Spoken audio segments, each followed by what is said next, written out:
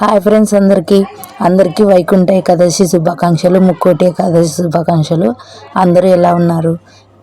అలాగే నా వీడియోస్ చూస్తున్న వాళ్ళందరికీ చాలా బాగా వ్యూస్ వస్తున్నాయి. అందరికీ థ్యాంక్ యూ సో మచ్.